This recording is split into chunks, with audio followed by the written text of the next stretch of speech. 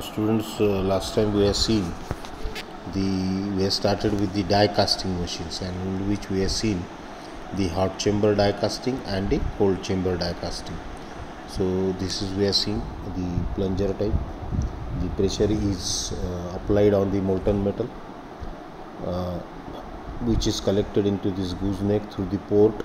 As this plunger goes upward, this port will get open and this molten metal will enter into the gooseneck.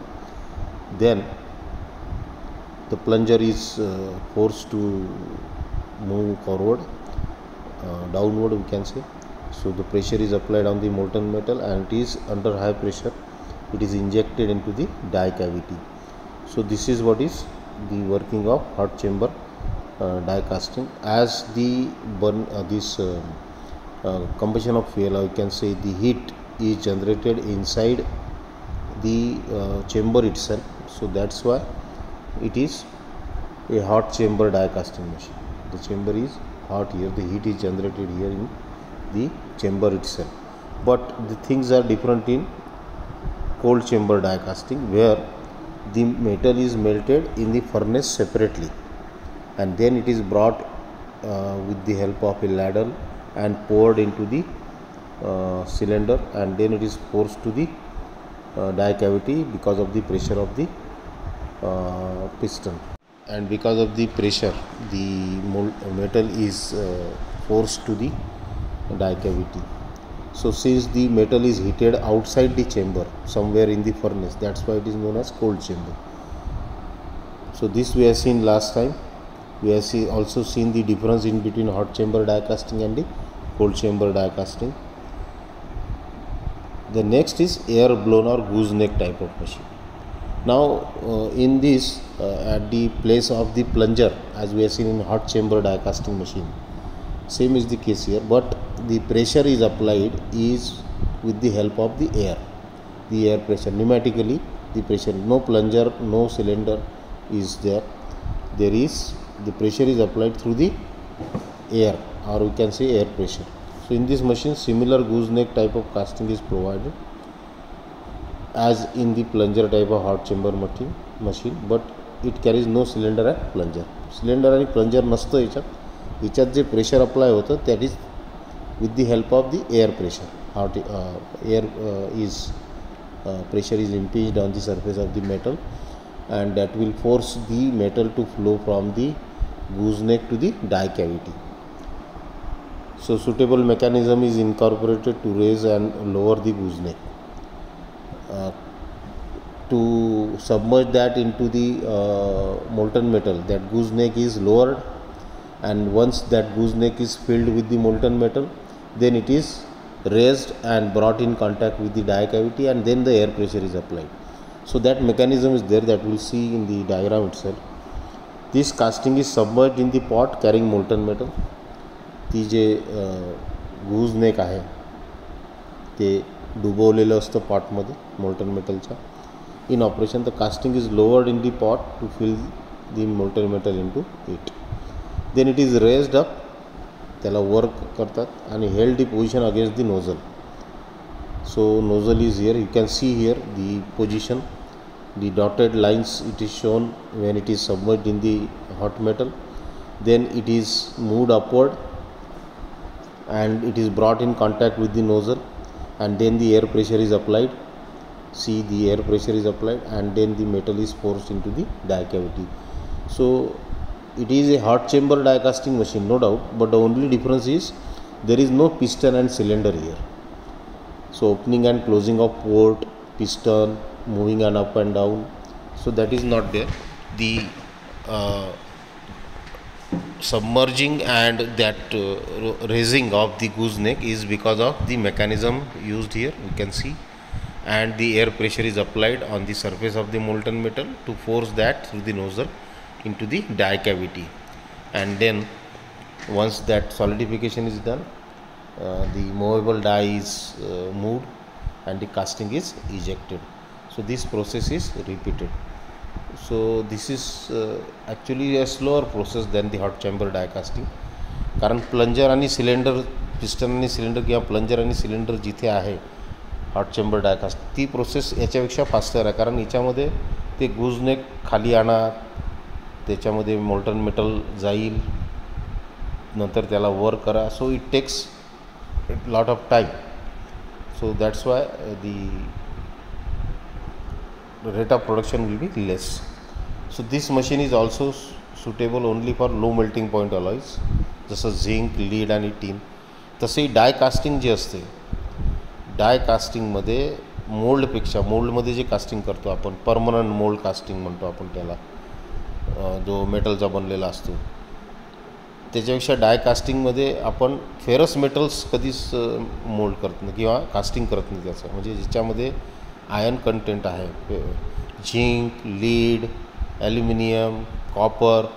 these materials can be easily casted in dyes, or the other methods we use the permanent molds, or sometimes the gray cast iron if you want, and then we'll have to use the sand casting.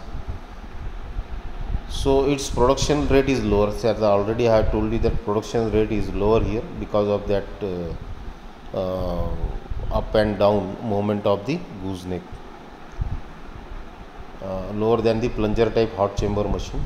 That is why the latter, means plunger type hot chamber machine, is getting more preference over this gooseneck type air pressure. So another disadvantage with this machine is that the compressed air pressure is not high enough to provide an effective squeezing action on the metal in the plastic state. So metal, काही metal वितळलेलं आहे, molten स्टेटमध्ये आहे, काही metal plastic स्टेटमध्ये असेल, तर ते air pressure is not sufficient to force that into the dies. So that require some positive pressure, जसं प्लंजर आणि सिलेंडरची अरेंजमेंट आहे. सो इथे तो एक डिसॲडव्हान्टेज आहे त्याचा, की air pressure is not sufficient. Then will see the difference between the permanent mould casting and die casting. So permanent mould casting जे आपण पाहिलं, की ज्याच्यामध्ये आपण फेरस मटेरियल पण कास्ट करू शकतो. So permanent mould casting are less costly, they are less costly. Die casting dies are costly. का बरं कॉस्टली असतात? कारण डाय जे मशीनिंग असते डायचं, ते खूप क्रिटिकल असते. त्याच्यामध्ये डायमेन्शनल ॲक्युरेसी, डायमेन्शन्स, टॉलरन्सेस, ह्या सगळ्या गोष्टी खूप बारकाईनं पाहिल्या जातात, आणि म्हणून त्याचं मशीनिंग कॉस्ट खूप जास्त असते, आणि म्हणून ते कॉस्टली असते. Permanent mould casting requires more floor area, ज्याला जागा जास्त लागते. त्या कंपॅरिझनमध्ये डाय कास्टिंगसाठी जागा कमी लागते. It gives good surface finishing. Permanent mould कास्टिंगमध्ये पण सरफेस फिनिशिंग चांगलं येते, पण डाय कास्टिंगमध्ये it provides very fine surface finishing. So die कास्टिंगचा जो प्रोडक्ट असतो त्याला मशीनिंगची अजिबात गरज पडत नाही, सरफेस फिनिशिंगची गरज पडत नाही. So it gives you a very fine surface finishing. Then permanent mould casting, it requires less skill, आणि याच्यामध्ये जे डायचं मेंटेनन्स आहे त्याच्यासाठी आपल्याला स्किल लागेल. So require skill in maintenance of the die. Production rate is good in permanent mould casting, but here it is very high in die cavity. पटापट casting बाहेर निघतील.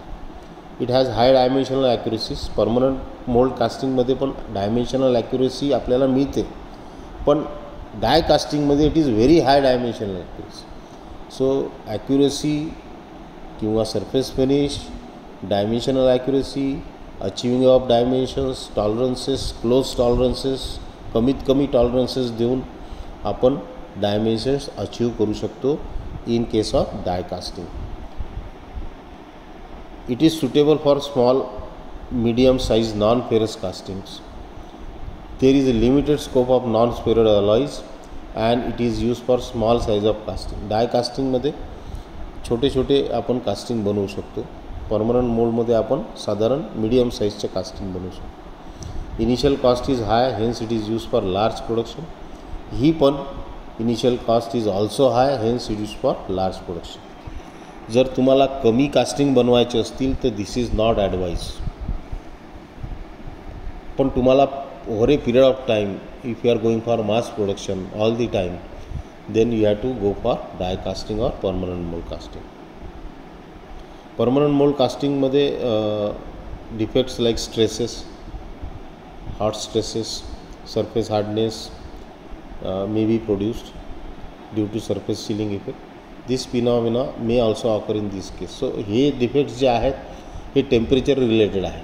टेम्परेचर खूप जास्त असेल, चिलिंग बरोबर नसेल, कूलिंग बरोबर नसेल तर स्ट्रेसेस त्याच्यामध्ये येऊ शकतात.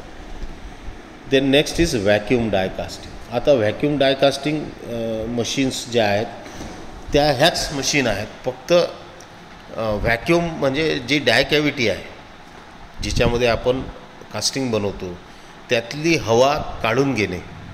त्याच्यामध्ये काही ॲटमॉस्फेरिक एअर असेल ती जर कास्टिंगमध्ये जाऊन ट्रॅप झाली तर त्याच्यात डिफेक्ट येऊ शकतो, आतमध्ये कुठेतरी कॅव्हिटी येऊ शकतो, एखादा बबल येऊ शकतो.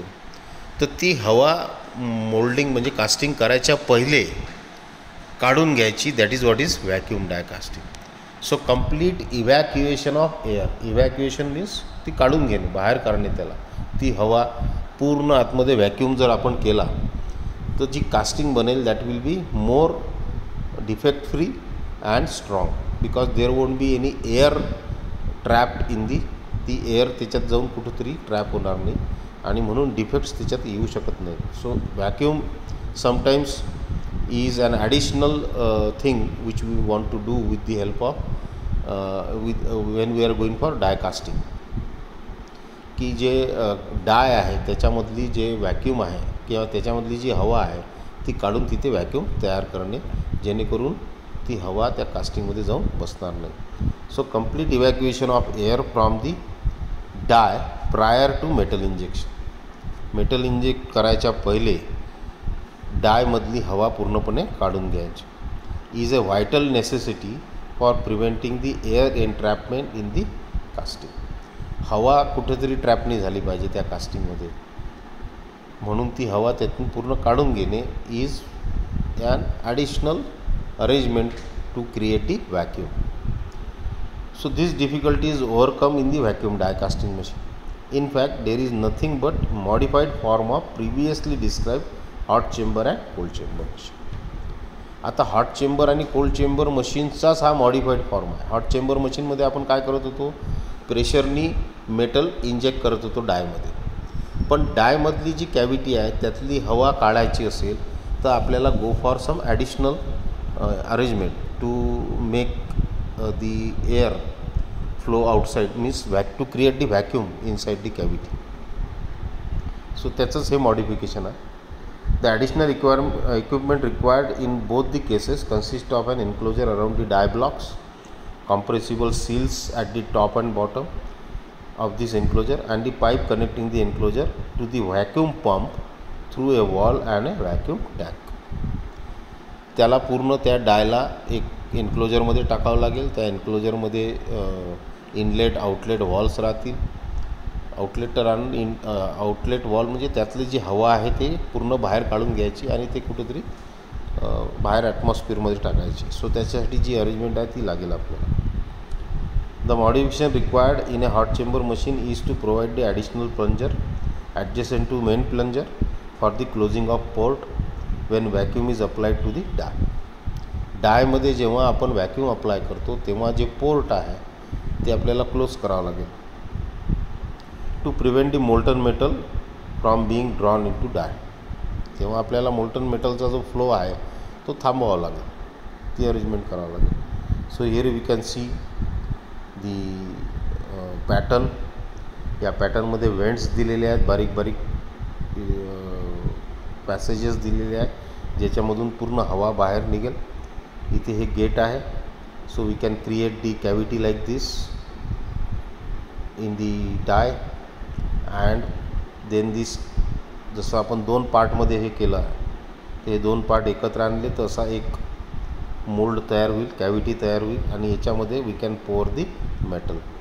So this is simple thing. But in case of hot chamber die casting machine ज्याच्यामध्ये आपण प्लंजरच्या साहाय्याने पिस्टनच्या साहाय्याने प्रेशर अप्लाय करतो to inject the metal in the die. त्या डायमधली जर हवा काढून घ्यायची असेल तर we have to inclose that die in an enclosure and through a vacuum pump त्या पंपच्या साहाय्याने त्यातली हवा आतमधली ओढून घ्यायची. So the vacuum it will again help in flowing the material in the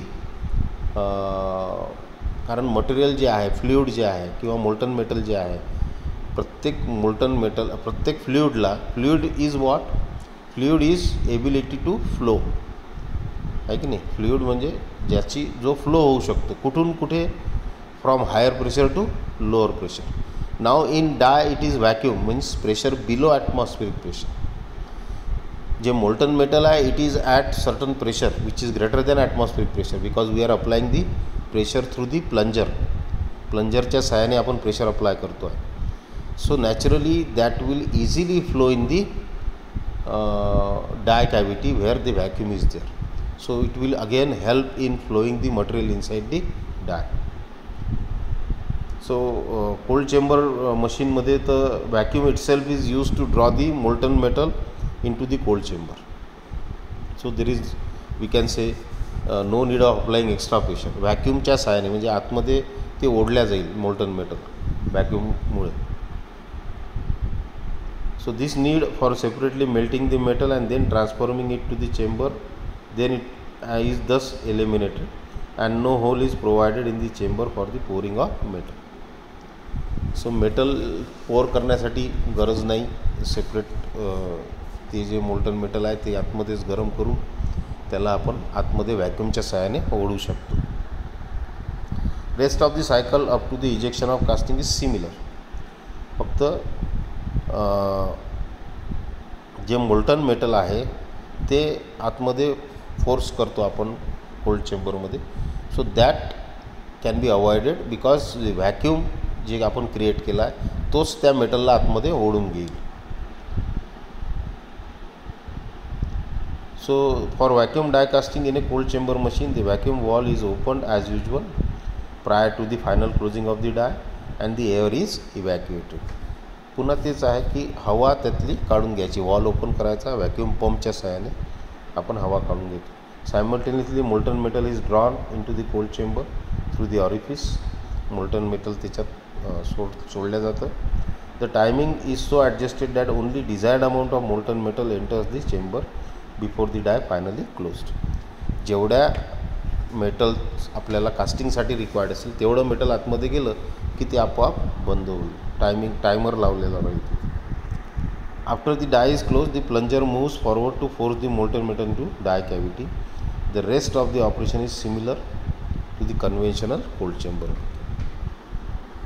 so इथं ॲडिशनल काय आहे फक्त to evacuate the air, to remove the air from the die cavity. That is what is vacuum. To create the vacuum, vacuum म्हणजे काय, vacuum is below atmospheric pressure. Atmospheric pressure जे असतं, जे आता आपण कुठेही बसलो आहे तर आपल्या बॉडीवर एक प्रेशर अप्लाय असतं, that is what is atmospheric pressure. But if we remove एका चेंबरमधून आपण ते काढून घेतली हवा पूर्ण, तर आतमध्ये काय तयार होतं, व्हॅक्यूम तयार होतो, pressure below atmospheric pressure. So that is created in the die so that air inside that die should not get trapped in the molten metal and can produce the defect in the casting. So that is the additional facility here. Advantages and disadvantages of die casting. Advantages असे आहेत की most of these non-ferrous alloys can be cast. सगळेच non-ferrous alloys आपण caste करू शकतो. Production rate is hi. 300 ते 350 casting आपण per hour hot चेंबरमध्ये करू शकतो आणि 75 ते 150 कास्टिंग आपण कोल्ड चेंबरच्या सहाय्याने करू शकतो. डायमेन्शनल टॉलरन्सेस किंवा accuracy is achieved here. Very close dimensional tolerances can be held. Very thin section can be cast. खूप पातळ जरी असेल कास्टिंग तरी आपण ते याच्यात करू शकतो. Minimum thickness can be 0.5 mm in zinc, 0.8 mm in aluminum, 1.27 mm in magnesium. So या वेगवेगळ्या मेटलच्या इतक्या कमी थिकनेसचं कास्टिंग पण आपण करू शकतो डाय कास्टिंगमध्ये. Well defined and distinct surface details can be obtained. जसं पाहिजे तसं फिनिशिंग आपण डाय कास्टिंगच्या सहाय्याने आपण मिळवू शकतो. Very high surface finish is obtained.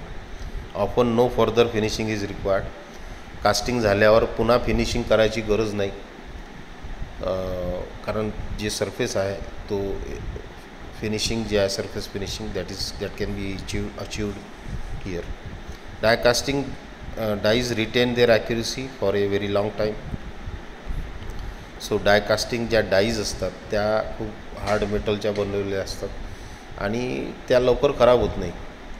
So over a period of time you can use that die casting dies for the die casting. Intricate shapes म्हणजे खूप कॉम्प्लिकेटेड शेप असेल शेप कास्टिंगचा, तर that can be easily cast, कारण with the help of pressure we are injecting the metal. So ते सगळीकडे तो त्या कॅव्हिटीमध्ये जाईल ते metal. Insert can also be cast. Inserts म्हणजे काही एखादा दुसरा पार्ट जोडायचा असेल तर तो पण आपण याच्यात कास्टिंग करू शकतो, जे आपण पाहिलं होतं इन्सर्ट्स.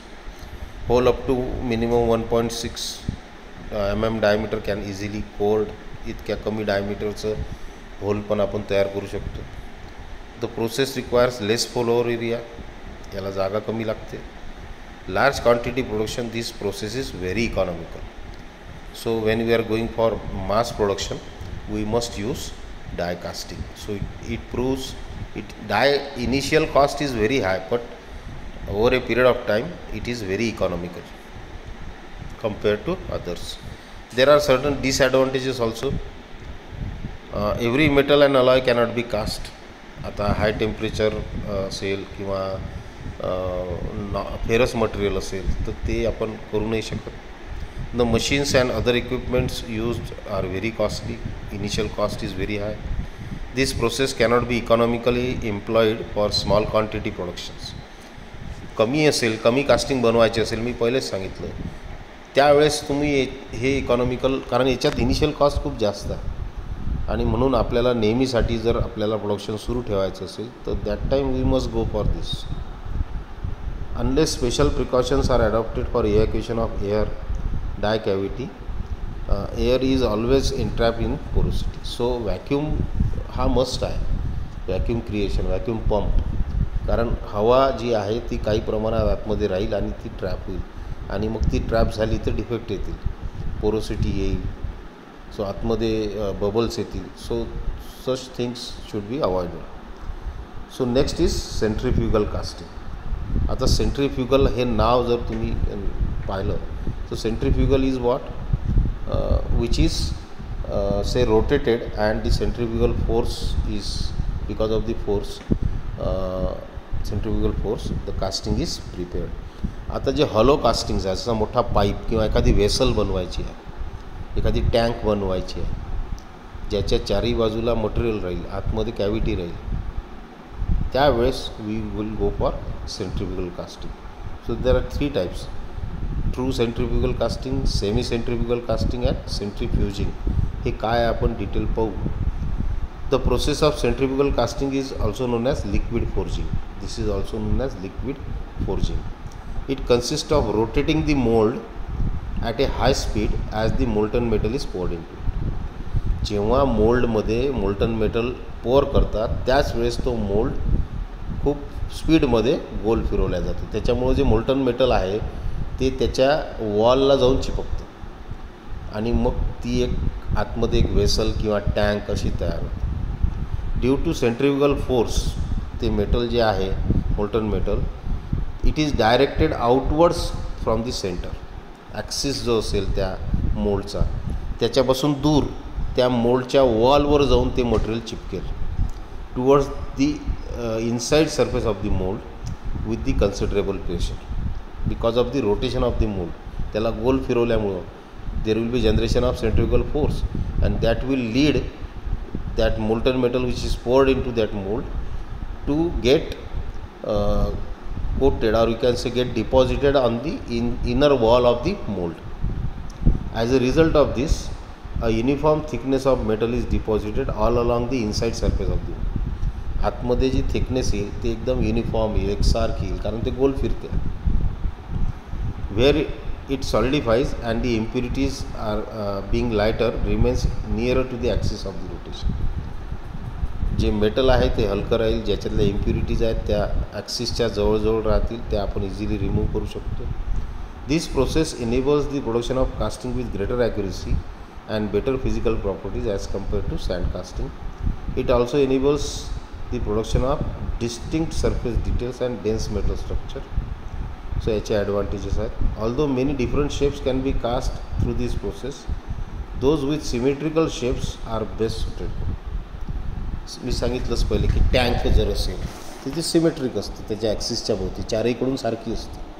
एखादी वेसल असेल, मोठी बॉयलरची वेसल आहे, ती बनवायची आहे वन पीस, कारण बॉयलरमध्ये खूप जास्त प्रेशर असतं आणि कास्टिंग जर आपण त्याचं केलं त्या वेसलचं तर वेल्डिंगपेक्षा किंवा रिविटिंगनी आपण वेगवेगळे पार्ट्स जोडून जर वेसल बनवली तर ते थोडी कमजोर होऊ शकते, वीक असू शकते. पण कास्टिंगनी बनवली तर एकसारखं मटेरियल चारही बाजूने टँकच्या त्या वेसलच्या राहील. आणि म्हणून पाईप्स इवन हाय प्रेशरमध्ये जेव्हा आपण काम करतो, अंडर व्हेरी हाय प्रेशर, एखादं लिक्विड किंवा फ्लुइड किंवा एअर किंवा गॅस त्या पाईपमधून जाणार असेल तर दॅट पाईप्स आर कास्टेड.